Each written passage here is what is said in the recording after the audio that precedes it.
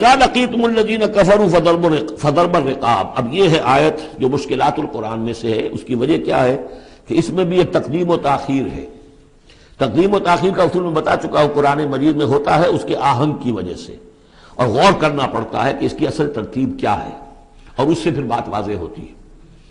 تو یہ قانون دیا جا رہا ہے. اسی کا حوالہ تھا سورہ انفال میں کہ اگر یہ پہلے سے بات نہ آ گئی ہوتی تو اے مسلمانوں، تم نے جو یہ قیدیوں کو زر فدیہ لے کر چھوڑنے کا فیصلہ کیا ہے، اس پر تم پر بڑی سخت گرفت ہوتی ہے اللہ کی. لیکن چونکہ یہ آیت آ چکی تھی، اب اس کی وضاحت میں کر دوں گا آپ کو. فَإِذَا لَقِيتُمُ الَّذِينَ كَفَرُوا، تو اے مسلمانوں جب اب تمہاری مٹ بھیڑ ہو کافروں سے، اب جو ہے آرم کانفلکٹ شروع ہونا ہے، اب تلوار سے ٹکرائے گی، میدان میں تمہیں آنا پڑے گا. تو اس کا قاعدہ کیا ہے؟ فَضَرْبَ الرِّقَابِ، تو ان کی گردنوں کو مارنا ہے. پہلا کام یہ ہے، ان کی گردنیں مارو، انہیں قتل کرو. حَتَّى إِذَا أَسْخَنْتُمُوهُمْ، یہاں تک کہ جب تم ان کو اچھی طریقے سے کچل دو، ان کی طاقت ختم ہو جائے. فَشُدُّ الْوَثَاقَ، پھر تم ان کو قیدی بنا سکتے ہو، پھر باندھو ان کو مضبوطی کے ساتھ. فَإِمَّا مَنًّا بَعْدُ وَإِمَّا فِدَاءً حَتَّى تَضَعَ الْحَرْبُ أَوْزَارَهَا، اور پھر چاہے تو انہیں اس کے بعد جو ہے تم چھوڑ سکتے ہو احسان رکھ کر بغیر فدیہ لیے، اور وَإِمَّا فِدَاءً، یا فدیہ لے کر. حَتَّى تَضَعَ الْحَرْبُ أَوْزَارَهَا، یہاں تک کہ جنگ جو ہے وہ اپنے ہتھیار رکھ دے، ڈال دے. اس میں ہے اصل میں تقدیم و تاخیر.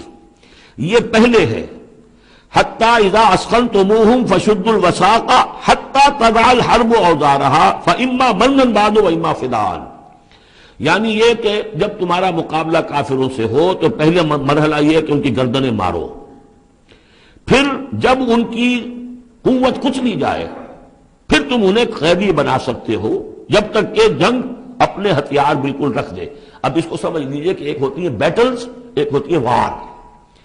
بدر جنگ تھی لیکن بیٹل کی نوعیت کی تھی. وار تو 6 سال تک چلنی ہے. بیٹل آف بدر، بیٹل آف احد، بیٹل آف احزاب، بیٹل آف بنی المصطلق، بیٹل بنا معلوم کتنی بیٹلز ہیں. یہ 6 سال تک مسلسل جنگ ہے جس میں کہ تھوڑا سا وقفہ آیا صلح حدیبیہ کی وجہ سے، ورنہ تو جا رہا ہے. وار واز کنٹینیوئنگ، وار ابھی ختم نہیں ہوئی ہے. ایک بیٹل ختم ہوئی ہے، ایک مہم ختم ہوئی ہے، ایک لڑائی ختم ہوئی ہے، جنگ تو جاری ہے. حتی تضع الحرب اوزارہا، جبکہ وہ جنگ اپنے ہتھیار رکھ دے، یعنی اس درجے وہ دین کا غلبہ ہو جائے کہ اب کوئی ریزسٹنس نہ رہے. تو پھر یہ ہے کہ چاہے تم ان کو چھوڑ دو فدیہ لے کر، اور چاہے تم ان کو ویسے بھی احسان سے بھی چھوڑ دو تو کوئی حرج نہیں. احسان کرو، بغیر فدیہ لیے بھی چھوڑ دو تو کوئی حرج نہیں. لیکن جب تک کہ ابھی مقابلہ چل رہا ہے اس وقت تک فدیہ لے کر چھوڑ دینے کے معنی کیا ہوئے کہ آپ نے کفر کو تقویت پہنچائی. جو آج جنگ کر کے یہاں کرنے کے لیے آئے تھے ان میں سے 70 مارے گئے. اچھا وہ تو کفر کا ایک بازو تو ٹوٹ گیا، لیکن یہ 70 جو تمہاری قید میں آئے تھے اس کو تم نے فدیہ لے کر چھوڑ دیا تو یہ بازو دوبارہ جا کر تم پر حملے کے لیے تیار ہو جائے گا کہ نہیں. لیکن چونکہ یہاں پہ اب اس کا معاملہ ججمنٹ کا، واقعتاً دشمن کی کمر کچلی گئی ہے یا نہیں، یہ ہے ججمنٹ کا معاملہ. تو حضور نے اگر یہ سمجھا کہ کمر کچلی گئی ہے تو اس کے اوپر پکڑ نہیں ہو سکتی. اجتہاد جو ہے، اجتہاد کا اصول یہ ہے کہ اجتہاد میں مخطی بھی ہو تو اسے اجر ملتا ہے، اور مصیب ہو تو دوہرا اجر ہے. چونکہ حضور کے اجتہاد پر یہ تھا تو آپ کو اگر چھوڑ دیا گیا تو اما منن بعد و اما فدان، جب یہ آلٹرنیٹو اس کے اندر موجود ہے اس آیت کے اندر کہ اس کے بعد پھر چاہو تو تم بغیر کوئی فدیہ لیے ہوئے احسان دھر کر چھوڑ دو، اور چاہے فدیہ لے کر چھوڑ دو. تو حضور نے اس کو استعمال کیا ہے.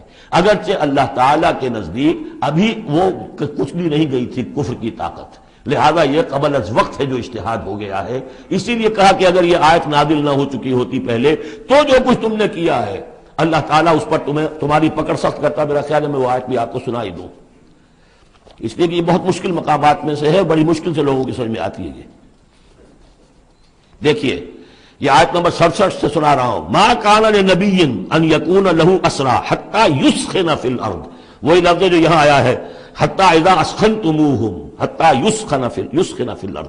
کسی نبی کے لیے یہ روا نہیں ہے کہ وہ کوئی قیدی بنا لے جب تک کہ زمین میں پوری طریقے سے خونریزی نہ ہو جائے اور کفر کو کچل نہ دیا جائے. تریدون عرض الدنیا، تم دنیا کا ساز و سامان چاہتے ہو کہ یہ فدیہ دیں گے رقم آئے گی. واللہ یرید الآخرہ، اللہ کے نگاہوں کے سامنے آخرت ہے. اللہ عزیز الحکیم، اللہ عزیز اور حکیم ہے. لولا کتاب من اللہ سبقا، اگر یہ اللہ کی طرف سے وہ کتاب پہلے آنا چکی ہوتی، حکم، اب یہ کتاب کے معنی پھر وہی حکم ہے یہاں پر، اللہ کی طرف سے پہلے یہ آیت جو ہے جو اس حکم پر مبنی ہے وہ نازل نہ ہو چکی ہوتی، لَمَسَّكُمْ فِيمَا أَخَذْتُمْ عَذَابٌ عَظِيمٌ، تو جو کچھ تم نے لیا ہے اس پر تمہارے اوپر بڑی سخت گرفت ہوتی ہے اللہ کی طرف سے، لیکن چونکہ وہ تھی فَكُلُوا مِمَّا غَنِمْتُمْ حَلَالًا طَيِّبًا، تو جو بھی اب تمہیں غنیمت ملی ہے اسے کھاؤ حلال، اور اس کو حلال اور طیب سمجھتے۔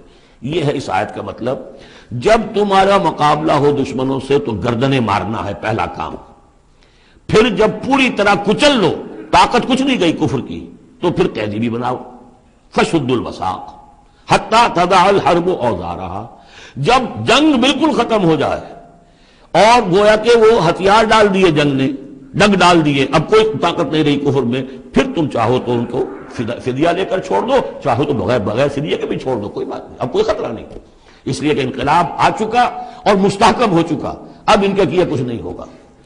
حتیٰ تضع الحرب اوزارها ذلك ولو یشاء اللہ لانتصر منهم، اللہ چاہتا تو خود ہی ان سے بدلہ لے لیتا، ان کفار سے انتقام لے لیتا، ولکن لیبلو بعضکم ببعض، اللہ تعالیٰ چاہتا تو اس 1000 کے لشکر کو آنے واحد میں ختم کر دیتا، لیکن اللہ نے تمہیں موقع دیا، تمہاری آزمائش کی، تمہارے صبر کا امتحان لیا، لیکن اللہ تعالیٰ امتحان لیتا ہے، جانچتا ہے بعض کو بعض کے ذریعے سے، وہ 1000 کے لشکر کے ذریعے سے ان 313 کے استقامت کی، ایمان اور استقامت جو ہے اس کی آزمائش ہو گئی۔